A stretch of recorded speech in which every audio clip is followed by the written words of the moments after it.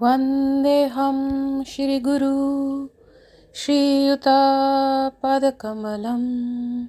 श्रीगुरून् वैष्णवंश्च श्रीरूपं साग्रजातं सहगणा रघुनाथान्वितं तं सजीवं सद्वैतं सवधूतं परिजनसहितं कृष्णचैतन्यदेवं श्रीराधा कृष्ण पदान् सहगणा ललिता श्रीविशाखान्वितंश्च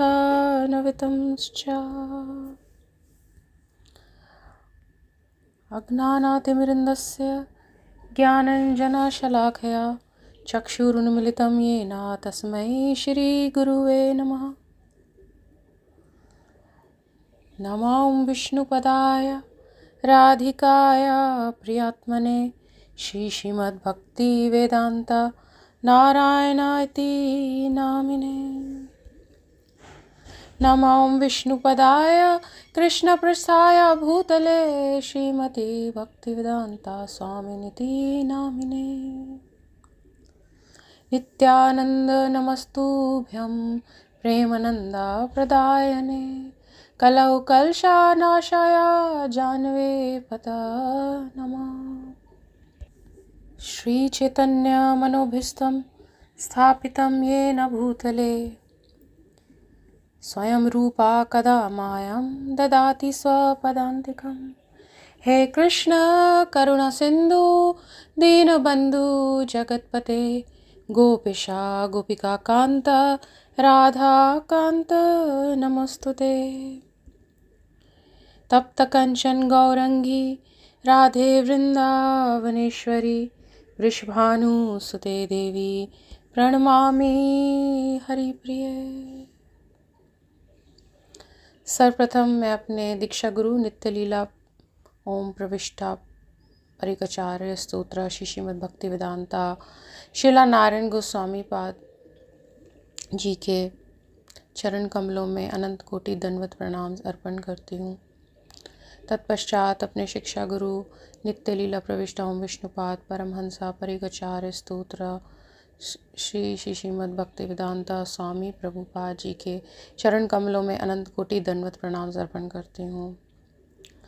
साथ ही साथ सभी वैष्णव सभी साधु संत जिन्होंने भी मुझे भक्ति में प्रोत्साहन दिया शिक्षा दी, मैं उन सभी के चरण कमलों में अनंत कोटि दंडवत प्रणाम अर्पण करती हूँ।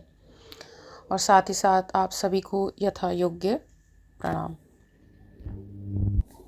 जी हरे कृष्णा सभी को। कल के आने वाली एकादशी के लिए सब लोग बहुत उत्सुक होंगे, उपवास रखने के लिए भी और कथा श्रवण करने के लिए भी। विशेष करके ये वाली जो एकादशी है बहुत ही स्पेशल एकादशी है, वेरी वेरी वेरी स्पेशल। एक तो एकादशी अपने आप में ही एक बहुत बड़ा दिन होता है, क्योंकि ये माधव भगवान कृष्ण गोविंद ना की तिथि है, वो इस दिन के रूप में आए हैं। और दूसरी विशेषता ये है कि जो चतुर्मास चल रहा है, अब चतुर्मास का भीष्म पंचक शुरू हो गया है ना, वो समाप्त होने वाला है। और उन्हीं दिनों में ये एकादशी आती है जो कि उत्थान एकादशी के नाम से कहलाई जाती है।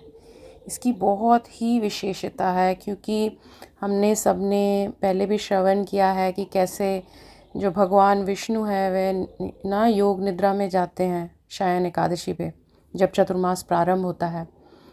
तो अब क्या हो रहा है, अब ये चतुर्मास समाप्त होने वाला है, उसका अंत आने वाला है। तो अब भीष्म पंचक शुरू हो गया है और कल एकादशी तिथि आ रही है। तो अब जो भगवान विष्णु योग निद्रा में गए हुए थे वह क्या करने वाले हैं, वह इस एकादशी पे उठने वाले हैं। इसीलिए ये एकादशी बहुत ही स्पेशल कहलाई जाती है। अभी आप आगे आगे जानेंगे ही कि इस एकादशी को पालन करने से कितना कितना आपको मतलब लाभ मिलने वाला है। तो इसीलिए कोशिश कीजिए कि आप ये कथा लोगों तक पहुंचाएं लोगों को आप मैसेज कीजिए, बताएं कि एकादशी कथा जो है, एकादशी तिथि जो है ये बहुत ही महत्वपूर्ण है।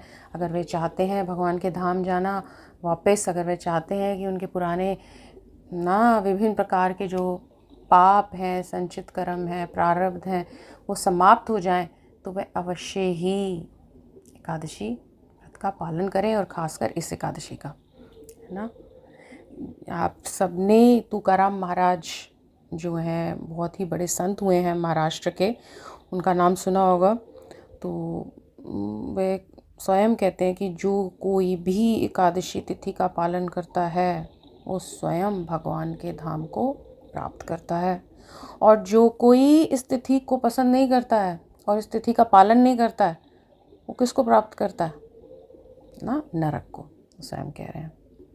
और वो ये भी कह रहे हैं कि जिसके पिछले जन्म की बहुत सुकृति है, जिसने भगवान भक्ति से जुड़े हुए अनंत कार्य या क्रियाएं की हैं, उनकी अच्छी सुकृति है, उसके फलस्वरूप क्या होगा? उस सुकृति के फलस्वरूप हमारा एकादशी तिथि में, एकादशी उपवास में, एकादशी व्रत में विश्वास बनेगा। यद्यपि भगवान के जो भक्त हैं, संत हैं, वैष्णवगण हैं, ये लगे हुए हैं कृपा देने के लिए ना लोगों पर, जो इतने इग्नोरेंट हैं, इनोसेंट लोग हैं, जिनकी इतनी सुकृति नहीं है ना, इतना कुछ पिछले जन्मों में नहीं किया हुआ, अगर है तो सभी भगवान के ना तो भगवान चाहते हैं कि हम उन पे ना, उनके पास जाकर उन तक मैसेज पहुंचा कर उन पे कृपा करें। तो भक्तों की कृपा भी ना, जो इग्नोरेंट लोग हैं, इनोसेंट लोग हैं, उन तक पहुंच जाती है, और वह भगवान की ही सेवा बहुत बड़ी सेवा मानी जाती है। ठीक है, चलो अब जानते हैं कि कितने प्रकार के नामों से ये एकादशी कहलाई जाती है। ये जो एक उत्थान एकादशी है, इसको हरिबोधिनी एकादशी भी कहते हैं, प्रबोधिनी एकादशी भी कहते हैं, देवोत्थानी एकादशी भी कहते हैं, और उत्थान एकादशी तो हम सब जानते ही हैं, है ना। ये कार्तिक मास के शुक्ल पक्ष की एकादशी है, और ये प्रकाश के पखवाड़े में आ रही है ना। अब एक बारी की बात है, भगवान ब्रह्मा जी जो हैं वह अपने पुत्र को बता रहे थे कि हे सारे ऋषियों में श्रेष्ठ है मेरे पुत्र, मैं तुम्हें हरिबोधिनी एकादशी की महिमा जरूर आवश्यक सुनाऊंगा। तो अब ऐसा क्यों कह रहे हैं कि मैं तुम्हें आवश्यक सुनाऊंगा? क्योंकि नारद मुनि ने उनसे ये ज़रूर निश्चित रूप से प्रश्न किया होगा कि हे ब्रह्मा जी, मेरे अपने पिता को, क्या आप हमारे को ये एकादशी की महिमा बताएं, उत्थान एकादशी का महिमा बताएं, जिससे कि सारे जग का, सारी दुनिया का, मनुष्य जाति का कल्याण हो। क्योंकि ऐसा जानकर वह जब उपवास रखेंगे तो वह अपने पापों को नष्ट कर पाएंगे। तो इसीलिए ब्रह्मा जी कह रहे हैं कि मैं तुम्हें अवश्य सुनाऊंगा। कहते हैं हे पुत्र, ये सभी प्रकार के जो पाप है ना, उनको नष्ट कर देती है। अब जैसे हम कितनी एकादशियों के बारे में सुनते हैं कि ये प्रकार के पाप होते हैं, ऐसे ऐसे प्रकार के विभिन्न मतलब तरह तरह के पाप हैं, तो उन पापों को ये नष्ट कर देती है। मगर इस एकादशी के बारे में बताया कि सभी प्रकार के पाप, है ना, उसमें से कुछ हाईलाइट तो करे ही हैं, बट मोस्टली सभी प्रकार के पापों को ये नष्ट कर देती है ना। और क्या करती है? महान पुण्य प्रदान करती है, और अंततः उन बुद्धिमान व्यक्तियों को मुक्ति प्रदान कर देती है जो एकादशी उपवास की शरण में आते हैं। तो उनको बता रहे हैं कि ये ब्राह्मण श्रेष्ठ, जो गंगा में स्नान करने से पुण्य प्राप्त होता है ना, वह भी इस एकादशी तिथि के आगे महत्वपूर्ण नहीं कहलाया जाता। ये जो कार्तिक मास में शुक्ल पक्ष की जो उत्थान एकादशी है, ये इतनी ज़्यादा शक्तिशाली है। भले ही तुमने कितने, या भले किसी ने भी कितने प्रकार के तपस्याएं की हो, कितने प्रकार के तीर्थों पे गया हो ना, सरोवरों में स्नान किया हो ना, मगर उन सब के मुकाबले ये जो हरिबोधिनी एकादशी है, उत्थान एकादशी है, उन सबसे बहुत ऊपर है, बहुत ज़्यादा पुण्य प्रदान करती है। तो उन्होंने फिर आगे बोलने लगे कि देखो, एकादशी का जो पालन है वो बहुत अच्छे से करना चाहिए, कठिनाई से ना, कठिनाई लेके, तपस्या करके, भगवान को याद करते हुए करना चाहिए, जैसे कि मैं हमेशा आप सबके साथ ये बात को शेयर करती हूँ। तो इसमें ब्रह्मा जी भी कह रहे हैं कि ने कहा कि देखो, जो कोई व्यक्ति एकादशी के दिन दोपहर में एक बारी भोजन करता है ना, तो उसके पिछले जन्म के पाप और यदि वह केवल रात्रि को भोजन करता है तो उसके पिछले 2 जन्मों के जो दौरान अर्जित पाप हैं वह नष्ट हो जाते हैं। और यदि वह पूरी तरीके से उपवास करता है तो उसके पिछले 7 जन्मों के जो अर्जित किए हुए पाप हैं वह नष्ट हो जाते हैं। तो ब्रह्मा जी कह रहे हैं, हे पुत्र, तीनों लोकों में जो कुछ भी दुर्लभ रूप से प्राप्त होता है ना, वह इस एकादशी का पालन करने से, सख्ती से पालन करने से आपको सब मिल जाता है। कहते हैं कि एक व्यक्ति जिसके पापों की मात्रा सुमेरु के पर्वत के बराबर क्यों ना हो, यदि वे केवल पाप हरिणी एकादशी, जो कि हरिबोधिनी एकादशी का जो दूसरा नाम है, उसका उपवास करता है, वह सभी नष्ट कर देता है। और जो कोई पूरी रात एकादशी भी जागता है, मतलब निर्जल भी करता है, रात्रि भी जागरण कर रहा है, तो उसके हजारों पिछले जन्मों के जो पाप हैं वह जलाकर राख हो जाते हैं, जलकर राख हो जाते हैं। कैसे? जैसे कि अगर कोई कपास के पहाड़ में थोड़ी सी आग जला दे, है ना, तो कैसे जल जाएगी? एकदम से जलकर राख कर देगी। तो उस प्रकार से हमारे जितने भी पाप हैं, अगर हमने जो अर्जित किए हुए हैं, अगर हम लोग निर्जल कराएंगे, अगर हम लोग रात्रि जागरण करेंगे, भगवान का स्मरण करते हुए सारा दिन व्यतीत करेंगे, तो definitely our sins will turn into ashes. Brahma ji कह रहे हैं अपने पुत्र को, हे नारद, जो मनुष्य इस व्रत का विधि पूर्वक पालन करता है ना, उसे मेरे बताए हुए फल की डेफिनेटली प्राप्ति होएगी। यहाँ तक कि वो कहते हैं कि अगर कोई इस दिन नियमों और विनियमों का पालन करते हुए थोड़ी सी भी पवित्र गतिविधि करता है तो वह कितनी मात्रा में सुमेरु पर्वत का पुण्य अर्जित करेगा। और कहते हैं हालांकि जो व्यक्ति शास्त्रों में दिए गए नियमों और विनियमों का पालन नहीं करता है ना, वो कोई मतलब अपने मन से ना कुछ अच्छे काम करना चाहता है, तो वह पता नहीं, भले ही मतलब सुमेरु पर्वत के बराबर पवित्र कार्य कर रहा हो, लेकिन उसको जो फल मिलेगा ना, पुण्य जो मिलेगा, वह थोड़ा ही मात्रा में होगा, इतना नहीं होगा जितना शास्त्रों में बताई हुई जो चीज़ें करने को कही हैं। और शास्त्रों में क्या बताया है कि हरिबोधिनी एकादशी का अगर आप व्रत करोगे अच्छे से तो आपको बहुत बहुत फल मिलेगा। फिर वो बता रहे हैं कि हे अपने पुत्र को कह रहे हैं कि हे नारद, देखो इस दुनिया में कितने प्रकार के पाप लोग करके बैठे हुए हैं ना, उन्होंने इतने अपराध करे हुए हैं कि कोई पुण्य ही नहीं है। गायत्री मंत्र वगैरह, भजन, वैष्णवों की सेवा ना, गुरुओं की सेवा, कुछ नहीं करके बैठे हुए, और पाप ऊपर से और करके बैठे हुए हैं। धोखाधड़ी, स्त्री संग, इसमें स्पेशली पर स्त्री संग के बारे में बहुत बताया हुआ है। एडल्ट्री या एक्सटर्नल मैरिटल अफेयर, तो उन्होंने बताया है कि मतलब ये बड़े घिनौने पाप हैं, बहुत बुरा बताया गया है। तो ऐसे अधार्मिक कार्य करे हुए हैं, ऐसे लोगों को कहाँ से विश्वास होने लगा? तो भगवान में विश्वास नहीं करते, भगवान की बातों में विश्वास नहीं करते, किसी व्रत वगैरह को नहीं मानते। फिर बता रहे हैं उसकी बड़े क्या कहते हैं, सीरियस होके कह रहे हैं कि चाहे किसी भी जाति का हो, ब्राह्मण हो, शूद्र हो, क्षत्रिय हो, है ना, अगर वह किसी की पत्नी के साथ में ना कोई यौन संबंध रखता है, या किसी ब्राह्मण की पत्नी के साथ में द्विज पंडित ब्राह्मण की पत्नी के साथ रखता है, ये सब बहुत बड़ा, इसका जो फल है बहुत दुखदायक होने वाला है। उनको, ऐसे लोगों को बहुत बुरा बताया गया है, इनका कोई भी फ्यूचर नहीं है, ना इस लोक में ना अगले लोक में। कई लोगों को तो इसी जीवन में दिखना शुरू हो जाएगा कि कैसे उनका परिवार उनसे छूट रहा है, कैसे धन उनसे छूट रहा है, कैसे उनकी समृद्धि, नाम सब मिट रहा है। किस वजह से? क्योंकि वे अधार्मिक कार्य करके बैठे हुए हैं। तो अपने पुत्र को बता रहे हैं। ना सब बर्बाद हो जाएगा। वो कहते हैं ऐसे लोगों ने जिन्होंने इतने प्रकार के पाप किए हुए हैं, जो कर भी रहे हैं और जो मानना भी नहीं चाहते।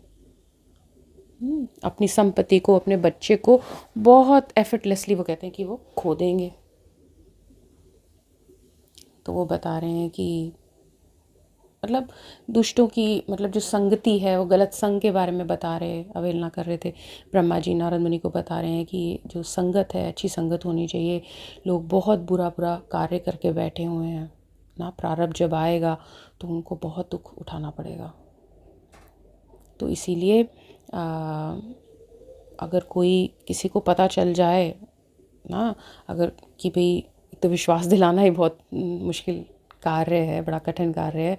इसीलिए मैं कहती हूँ कि आप लोग बहुत सौभाग्यवान हैं। आपको इस बात को सेलिब्रेट करना चाहिए कि आप सत्संग से जुड़े हुए हैं और आपके अंदर भगवान की कृपा से ये श्रद्धा बन रही है कि हाँ, हमें उपवास रखना चाहिए, हमें भगवान का नाम करना चाहिए। भगवान इस जीवन के बाद ना मतलब परलोक है, सब खत्म, शरीर ख़त्म हो जाएगा मगर आत्मा की यात्रा चलती रहेगी। तो इसीलिए उसको सुधारने के लिए हमको जो चीज़ें बताई गई हैं वो हमको करनी है, जो चीज़ें नहीं करनी है, जो बताई गई नहीं करनी है, वो हमको नहीं करनी है ना। भगवान की शरण में आना है, तिथि की शरण में आना है। तो ये सब ब्रह्मा जी नारद मुनि जी को बता रहे हैं, कह रहे हैं कि भाई देखो, ऐसे ऐसे लोग पाप करके बैठे हुए हैं। अगर वह हरिबोधिनी एकादशी करेंगे ना, जीवन भर करते रहेंगे, तो उनको मतलब डेफिनेटली पूरा फल मिलेगा। उनके जो पाप हैं वह नष्ट हो सकते हैं। नहीं तो वो कहते हैं कि भाई जिसका चरित्र ही अशुद्ध हो, जो ठगी हो, जो दुष्ट हो, उसका क्या हो सकता है? उसके मृत्यु के बाद उसका कोई फ्यूचर नहीं है, हाँ? तो ये this is a very dangerous situation. तो इसीलिए अगर हम कोई समाज के लिए कार्य करना चाहते हैं तो हम निश्चित रूप से लोगों को एकादशी व्रत रखने के लिए प्रभावित करें ना, एकादशी की कथा सुनाएं, जिससे कि उनको पता चले कि क्या लाभ मिलता है ना। कितने लोग बहुत परेशानी में हैं, बहुत दुख में हैं, उनको समझ आएगा कि देयर इज़ अ होप, है ना। तो जब वो तभी हो सकता है जब आप लोग भी थोड़ी चेष्टा करेंगे, है ना। तो ब्रह्मा जी कहते हैं कि मतलब उन्होंने जैसे बताया कि इतने अशुद्ध कार्य, अधार्मिक कार्य करके जो लोग बैठे हैं, वह अगर हरि बोधिनी एकादशी का व्रत रखेंगे तो वह सब नष्ट हो जाएगा। पिछले जन्मों का जो भी पाप है वह नष्ट हो जाएगा। ब्रह्मा जी कहते हैं, हे नारद, जो भी हरि बोधिनी एकादशी का व्रत रखेगा ना, वह बहुत ही योग्य माना जाएगा और अपने परिवार को प्रसिद्धि दिलाएगा। ये तुम गारंटी ले लो। और उसके जितने भी कुल हैं उनका भी उद्धार हो जाएगा।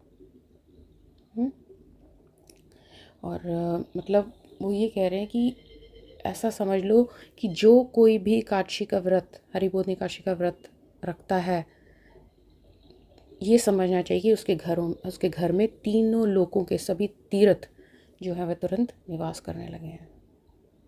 इसीलिए हे नारद, हाथ में चक्र धारण करने वाले जो गोविंद है ना, अगर उनको प्रसन्न करना है तो अपनी बाकी की जितनी भी काम है उनको उस दिन त्याग देना, या इंसान को त्याग देनी चाहिए, अपने आप को पूरी तरीके से समर्पित कर देना चाहिए और इस एकादशी के व्रत का पालन करना चाहिए। जो इस हरि बोधिनी दिवस पर उपवास करता है वह सबसे बुद्धिमान व्यक्ति, सच्चा योगी, सच्चा तपस्वी, सच्चा व्यक्ति माना जाता है, जो सारी अपनी इंद्रियों को नियंत्रित करता है ना, बाकी की किसी चीज़ को प्रायोरिटी नहीं देता। भगवान का नाम जपने में, एकादशी की तिथि की महिमा को समझ के, उसकी महत्वता को समझ के अच्छा से पालन करता है, वही बुद्धिमान व्यक्ति है, वही सबसे बुद्धिमान व्यक्ति है, वही सबसे बड़ा योगी कहलाया जाता है। उसी को ही वास्तव रूप में भगवान का धाम मिलेगा, मुक्ति मिलेगी, है ना। वही जो इंसान है भगवान का सबसे प्रिय बनेगा। ये वेदों में बहुत अच्छे से बताया गया, पुराणों में बहुत अच्छे से बताया गया। इसलिए जो एकादशी तिथि है उसको हमें बहुत श्रद्धा से उसका पालन करना चाहिए। भले ही हम एकादशी तिथि को अब क्या कह रहे हैं, उपवास करने लगे हैं, उस तिथि का पालन करने लगे हैं, बट फिर भी हम जितना सुनेंगे उतना हम कठिनाई को लेकर, उतना हम सख्ती से, उतना हम तपस्या से, उतना हम हृदय से और करने लग जाएंगे। जितना हम श्रवण करेंगे उतना हमें भगवान की कृपा होगी और हमें और पता चलता जाएगा ना, और हम और लोगों को भी एकादशी के लिए प्रेरित कर पाएंगे।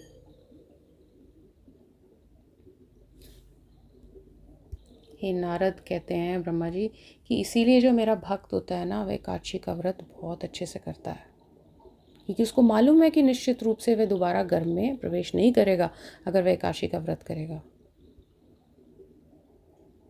इसीलिए वह बाकी के सारे कार्यों को त्याग कर एकादशी तिथि का अच्छे से पालन करता है। उसका सम्मान करता है, उस तिथि का सम्मान करता है, पूरी रात जागता है, गोविंद का नाम लेता है, अपने मन को, अपने शरीर को, अपनी आत्मा को ना इन्हीं गतिविधियों में जो भगवान से जुड़ी हुई हैं उनमें लगाता है। तो इसीलिए हे नारद, एकादशी तिथि को लाइटली, वो कह रहे हैं, नहीं लेना चाहिए। बहुत बहुत स्पेशल एकादशी है, और स्पेशली हरिबोधिनी एकादशी। हरि भक्ति विलास करके ग्रंथ है हमारा, बहुत ही प्रामाणिक ग्रंथ, जिसमें बहुत अच्छे से बताया गया है। कह रहे हैं, प्रबोधिनी मुपोषया एव न गर्भ विसाते नरः सर्वधर्म परित्यज्य तस्मात् कुर्विता नारद। अभी बात ही चल रही है ना, संवाद चल रहा है इनका, तो उसमें भी यही बताया गया है कि भगवान जो ब्रह्मा है, वह स्कंद पुराण में ये बेसिकली बात हो रही है, और भक्ति विलास में, हरि भक्ति विलास में इसका रेफरेंस दिया गया है। तो उसमें क्या बता रहे हैं कि एकादशी जब भगवान जागते हैं, हरिबोधिनी एकादशी के बारे में बताया है कि हे नारद, जब भगवान जागते हैं ना एकादशी के व्रत पे, और जो लोग उस दिन उनकी पूजा करते हैं, उनका नाम जपते हैं, वे दूसरी माँ के गर्भ में फिर कभी भी प्रवेश नहीं करते। इसीलिए सभी व्यक्तियों को सभी प्रकार के व्यवसाय को छोड़कर इस विशेष एकादशी के दिन व्रत रखना चाहिए। इतनी इम्पोर्टेंट है हरिबोधिनी एकादशी। एकादशी से जुड़ी हुई एक बहुत ही इंटरेस्टिंग कथा है, जिसके बारे में मैं आपको जल्दी से थोड़ा बताऊंगी। एक बारी की बात है कि एक राजा ना, बहुत ही धार्मिक राजा हुआ करते थे और बहुत ही दयालु थे, और वह एकादशी के प्रति बहुत ही निष्ठावान थे। इतने कठोरता से एकादशी का पालन करते थे कि पूरे राज्य में ना उन्होंने ये घोषणा कर रखी थी कि कोई भी उस दिन भोजन नहीं लेगा। यहाँ तक कि जो किराने की जो दुकानें होती हैं पूरे राज्य में बंद करवा रखी थी। बहुत ही कठोरता से वो पालन करते थे। तो एक दिन उनके पास एक व्यक्ति आया और उसने कहा कि भाई देखो, मैं आपके महल में आया हूँ, हे राजा, आपका इतना बड़ा राज्य है, मैं एक बहुत ज़रूरतमंद व्यक्ति हूँ, मुझे नौकरी चाहिए क्योंकि मैं अपना जीवन नहीं यापन कर पा रहा, मुझे कुछ ना जीने के लिए कुछ पैसे चाहिए। तो राजा ने कहा कि ठीक है, अगर तुमको इस राज्य में रहना है और नौकरी करनी है तो एक शर्त है, और वो ये शर्त है कि इस महीने में, एक महीने में 2 एकादशी आती हैं, तो तुम्हें उन दोनों एकादशी के व्रत का पालन करना पड़ेगा। उसने कहा कि भाई ठीक है, आप मुझे किसी तरीके से भी नौकरी दे दीजिए, आप जैसा कह रहे हैं मैं वैसा कर लूँगा। सीधा साधा व्यक्ति था। तो उसने उस समय तो सोचा कि भाई मैं कर लूँगा, इसकी क्या बात है, कर ही लूँगा किसी तरीके से, अभी आप मुझे नौकरी दे दीजिए। तो राजा ने कहा कि ठीक है, मैं तुम्हें नौकरी दे देता हूँ। बड़ा प्रसन्नचित हो गया कि भाई मेरे को तो नौकरी मिल गई, इसको नौकरी नहीं मिल रही थी। अब वो वहाँ पर जब एकादशी की बार तिथि आई तो सुबह से तो उसने एकादशी का व्रत रखना शुरू करा, बट जैसे जैसे आगे समय बीतता गया तो उसे लगा कि भाई अब तो उससे रहा नहीं जा रहा। तो वो राजा के पास गया, उसने कहा हे राजा, मुझसे तो हो नहीं पा रहा, मैंने तो आपसे कहा था कि मैं व्रत कर लूँगा, बट मेरे से तो हो ही नहीं पा रहा, मैं तो मर जाऊँगा अगर कुछ खाऊँगा नहीं तो। सीधा साधा व्यक्ति था, राजा को समझ आ गया, और राजा खुद भी उदार तो थे, यद्यपि वे बहुत एकादशी को लेके बहुत स्ट्रिक्ट थे, मगर उन्होंने कहा कि वो उनको ना नहीं कह सके।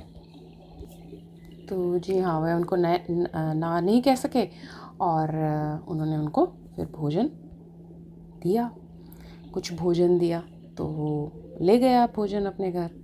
अब जब अगली एकादशी आई, अगला पखवाड़ा आया, एक पखवाड़े के बाद अगली एकादशी की तिथि पर वह दोबारा से पहुंच गया राजा के पास और उन्होंने कहा कि मुझे आपकी मदद चाहिए। तो मैं आपसे अनुरोध करता हूँ हे राजा कि मेरे लिए ये भोजन पर्याप्त नहीं है। तो उन्होंने कहा, उनको बड़ा आश्चर्य हुआ कि भाई एक इंसान के लिए, व्यक्ति के लिए, मतलब मैंने इतना भोजन दिया था, वो कैसे पर्याप्त नहीं है। तो उन्होंने उनको कहा कि भाई बताओ मुझे कि कैसे, क्या हुआ, कैसे पर्याप्त नहीं है। तो उस व्यक्ति ने बताया कि पिछली एकादशी के दिन भगवान जो विष्णु है ना, उसके साथ भोजन पर आए थे। और ये बात सुन के तो राजा विश्वास नहीं कर पाए। कहा ऐसा कैसे हो सकता है कि भगवान विष्णु स्वयं तुम्हारे पास आके मतलब भोजन कर रहे हैं। तो उन्होंने कहा कि बड़े हैरान हुए। तो उन्होंने कहा ऐसा कैसे हो सकता है कि उनके मन में ये बात उठी कि भी मैं तो जीवन भर इतने अच्छे से एकादशी का व्रत करता रहा और ऐसा मेरे साथ तो कभी नहीं हुआ, और ये एक सीधा साधा सा व्यक्ति है, वो भी भोजन पा रहा है, तो इसके पास आके भगवान ना प्रसाद मतलब भोजन ले रहे हैं। तो राजा ने कहा कि तुम्हें इस बात को साबित करना पड़ेगा कि भगवान ने वास्तव में एकादशी तिथि पर ना तुम्हारे घर में भोजन लिया या तुमसे मुलाकात हुई। तो इसके बाद उस आदमी ने क्या किया कि कहा कि भाई ठीक है, आप अगली एकादशी पे आओ और आप खुद आके देख लो कि भाई मैं भोजन की तैयारी करूँगा, कि आप भगवान की प्रतीक्षा करना, वहाँ पे ज़रूर आएंगे। तो राजा ने कहा कि ठीक है, मैं आवश्यक ना वहाँ देखने जाऊँगा कि अगर भगवान विष्णु आते होंगे तो ठीक है, फिर मैं मतलब तुमने भाई अप्रूव्ड योर पॉइंट। तो खैर अगली एकादशी आई तो राजा ने क्या किया कि वह वहाँ पे उनके घर में गए, उस व्यक्ति के घर में, और पेड़ के पीछे वह छिप गए, है ना, क्योंकि वह देखना चाहते थे कि ये व्यक्ति सच कह रहा है कि नहीं, है ना। और वो बड़े धैर्यपूर्वक से प्रतीक्षा करते रहे करते रहे करते रहे, और उनको तो कुछ देखने को नहीं मिला कि वहाँ पे भगवान विष्णु आए हों। तो अब उन्होंने उस व्यक्ति को बोला कि भाई तुम तो झूठ बोलते हो ना, एक तो इतनी बड़ी बात, और उसको भी मतलब भगवान की बात तक तुमने झूठ बोल दी कि भगवान विष्णु आते हैं, वो भी एकादशी पे। तो उन्होंने कहा कि भाई भाई देखो, मैं झूठ नहीं बोलता, मैं तो बहुत सच्चा व्यक्ति हूँ, मैंने तुम्हें जो कहा है, राजा को बोला कि मैंने आपको जो बोला है वह सत्य बोला है। तो बड़ा दुखी हुआ कि भाई भगवान पिछली बारी तो आए थे, और इस बारी अब जब मैं मतलब दिखाना चाहता हूँ राजा को, और मतलब बात आ गई है इस पर कि भाई सत्य क्या है और झूठ क्या है, तो अब भगवान विष्णु आ नहीं रहे। तो उनको बड़ा दुख हुआ, बड़ा दुख हुआ, बड़ा रोए। ने कहा कि आज मैं नदी में कूद जाऊँगा अगर भगवान नहीं आएंगे सच्ची में। अब भगवान तो सबके हृदय में रहते हैं, है ना। विष्णु जो हैं वो कौन है? विष्णु तो भगवान कृष्ण ही हैं और बलराम है। अब ये पूरा तत्व है, कभी अलग से समझाएंगे इस बारे में। तो उनको सबको मालूम रहता है कि क्या बात हमारे हृदय में चल रही है। तो अब इस व्यक्ति की उन्होंने जो सिंसेरिटी है वो सारी देख ली थी कि कितना मतलब उसको कितना फेथ है, कितनी श्रद्धा है कि मैं वहाँ पे ज़रूर ना आऊँगा। तो फिर वो नदी में कूदने का सोच ही रहे थे, तो भगवान विष्णु जो हैं वहाँ पर आ जाते हैं। तो मतलब इससे पहले वो बहुत रोते हैं, बड़ा अपने आप को कोसते हैं, और फिर उनको बड़ा समझाते हैं कि भाई मैं झूठ नहीं बोलता, मैं पूरा सत्यवाद हूँ, मैं कभी गलत बात नहीं बोलता। और उधर से राजा कह रहे हैं कि नहीं देखो, तुमने तो कहा था कि आएंगे, ये सब हो रहा है ना, ये सब डायलॉग चल रहा था। और अब जब उन्होंने पूरा निश्चय कर लिया कि भाई मैं मरने जा रहा हूँ, नदी में डूब जाऊँगा अगर भगवान नहीं आएंगे, और भगवान क्योंकि उनके हृदय में सब सुन रहे थे, तो क्या हुआ कि वहाँ पर भगवान वाकई आ गए, है ना। और जब वो भगवान आए तो बहुत हैरान हो गए कि वाकई भगवान विष्णु इनके पास आके भोजन ग्रहण करते हैं। तो खैर फिर वो अप्रकट हो गए। तो राजा के मन में बात आई कि मैं जीवन भर एकादशी का व्रत करता रहा। मगर क्या था कि मेरे को तो भगवान ने कभी दर्शन नहीं दिए, मगर इनको दर्शन दिए, क्योंकि ये जो व्यक्ति था ये बहुत सीधा साधा था, है ना। और ये भगवान को जो भोग अर्पण करता होगा, बहुत उसने उस दिन भी दिल से किया होगा, और भगवान उसके पास आ गए और देखो सब कुछ ग्रहण करके उसके मुंह लगा भी नहीं, कुछ वो तो कुछ नहीं पाया। तो राजा के मन में ये आया कि भाई जब तक मैं व्रत को मन से नहीं करूँगा ना, मैंने तो उसका कोई लाभ नहीं है।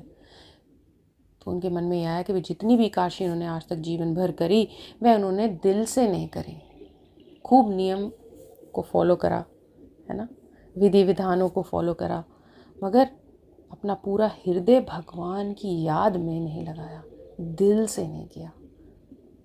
तो भगवान इस व्यक्ति का जो दिल देखकर आ गए थे। भले ही एकादशी का दिन था और वो ना मतलब भूखा बैठा था, भगवान को कुछ भोग लगा रहा था। तो राजा ने फिर उस दिन से दृढ़ निश्चय किया कि भाई मैं सारे नियम तो पालन कर रहा हूँ, मगर शायद कहीं ना कहीं भगवान की स्मृति जो है उसको मिस आउट कर रहा हूँ। तो इसीलिए हमको एकादशी का व्रत का पूरा करना है, विधि विधान करना है, तप करना है, मगर जो भी हमें गतिविधियाँ करनी है भगवान को याद करते हुए करनी है, दिल से करनी है, सच्चा होके करनी है, सीधा साधा भोला बच्चा बन के करनी है ना। कोई चतुराई नहीं करनी, कोई डुप्लीकेसी नहीं करनी, कोई हिपोक्रेसी नहीं करनी। भगवान को हमेशा सादगी पसंद आती है, ठीक है। तो एकादशी की तो महिमा है ही है, मगर साथ के साथ में ये है कि जो भी हम भगवान से जुड़ी हुई गतिविधियाँ कर रहे हैं वह एक सादेपन से करें, याद करते हुए करें। तो ये हमारी इस एकादशी का लेसन भी है ना। तो अब हम थोड़ा सा रिकैप कर लेते हैं कि प्रारंभ में हमने ना किस प्रकार से नारद मुनि जी और ब्रह्मा जी का संवाद सुना, कि किस प्रकार से ब्रह्मा जी नारद मुनि जी को बता रहे हैं कि हरिबोधिनी एकादशी की महिमा इतनी श्रेष्ठ है कि कितने ही प्रकार के हमने पाप क्यों ना करे हों, अगर हम हरिबोधिनी एकादशी का उपवास रख लेते हैं तो हमारे पाप नष्ट हो जाएंगे, है ना। और उसको हमें कितनी कठिनाई से रखेंगे, इतनी कठिनाई से रखेंगे तो हमें इस चीज़ की प्राप्ति हो सकती है। अगर हम निर्जल रखेंगे तो हमें ना हमारे इतने जन्मों के पाप नष्ट हो जाएंगे। अगर हम रात्रि जागरण करेंगे तो ये हो जाएगा। So these kind of things ना, अगर हम तीर्थों में जाते हैं, सरोवरों में स्नान करते हैं, क्या सब करने के लिए, पुण्य कमाने के लिए, मगर ना अगर हम हरिबोधिनी एकादशी करेंगे तो हमारे को उससे भी बहुत अधिक मात्रा में ना पुण्य मिल जाएगा। तो इसमें हमको कहीं जाने की ज़रूरत नहीं है, घर में बैठे बैठे ही हम सब कुछ ना ये सब अर्जित कर सकते हैं। बस हमको ज्ञान होना चाहिए और हमको विश्वास होना चाहिए, है ना। और हमने थोड़ी सी बीच में स्मृति के बारे में भी बात करी थी कि भगवान की हमें स्मृति रखनी है हर भक्ति के अंग को करते हुए। तो एकादशी का व्रत सिर्फ ऐसे ही नहीं सोचना कि बस हमने अपना खा पी लिया, जो भी नहीं खाना था वो नहीं खाया, जो खाना था वो खा लिया, और फिर चलो बैठ के अब टीवी देख लूँ, या जब मैं घर का काम कर रही हूँ तो मैं कुछ और सोचती जाऊँ। नहीं, ऐसा नहीं, भगवान को याद करते हुए करना। और जो भी हमने कथा भी सुनी उसमें क्या था, उस कथा में भी यही था कि हमको भगवान, हृदय से भगवान के लिए सब कुछ करना है। खास करके जो एकादशी कथा है वो ही इस बारे में है कि हमको हमेशा भगवान का स्मरण करते हुए ना हर कार्य करना चाहिए। जिस प्रकार से उस व्यक्ति ने भोलेपन में और सादगी रखते हुए भगवान के साथ भगवान को भोजन अर्पण करा, भगवान तुरंत आ गए, उसको पता भी नहीं क्या हो रहा है, ये सो सिंपल। तो उसी प्रकार से हमको भी भगवान की स्मृति भी रखनी है, और क्या रखना है, भोलापन रखना है। तो भोलेपन के साथ हमको एक भोलापन, सादगी भी रखनी, हिपोक्रेट नहीं रहना है। तो ऐसे भगवान हमसे बहुत जल्दी प्रसन्न हो जाएंगे, ठीक है। और द्वादशी के दिन में अगर आपके आसपास में कोई मठ हो, गौड़िया वैष्णव या कोई भी प्रामाणिक वैष्णव मठ हो तो आप वहाँ पे जाके ब्राह्मणों को दान भी कर सकते हैं। जो जो चीज़ें पूरे चतुर्मास में हमने नहीं ली हैं उन सब वस्तुओं का दान कर सकते हैं, है ना, तो बहुत अच्छा माना जाता है। गैया की सेवा कर सकते हैं। तो द्वादशी अपने अपने समय के हिसाब से आप उस दिन खोलें और फिर इस तरीके से दान करें ब्राह्मणों को, अगर आप कर सकते हैं, है ना। और अगर नहीं भी कर सकते तो कोई बात नहीं, जैसे आप द्वादशी, अगर आप बाहर की कंट्रीज़ में हैं तो जैसे द्वादशी पे आप अपने व्रत को खोलते हैं आप उसी प्रकार से खोलें, ठीक है। तो इसी के साथ मैं कथा को विराम देती हूँ। चतुर्मास अब ना बस भीष्म पंचक शुरू होने वाला है। इंडिया में तो आज से ही शुरू हो गया है और ऑस्ट्रेलिया में कल से शुरू होगा।